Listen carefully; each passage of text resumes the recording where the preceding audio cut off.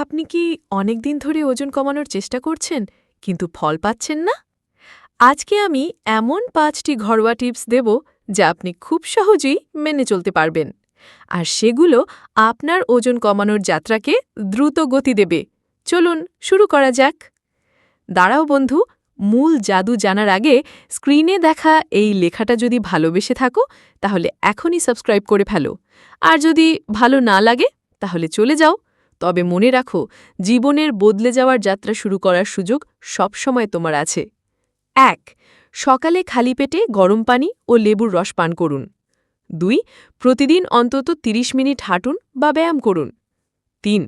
চিনি ভাজাপোড়া কমিয়ে দিন, খাবারে শাকসবজি ও প্রাকৃতিক ফাইবার বাড়ান। ৪.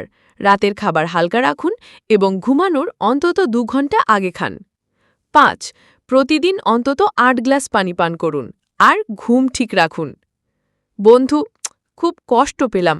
এত কষ্ট করে ভিডিও বানানোর পরেও তুমি সাবস্ক্রাইব করলা না।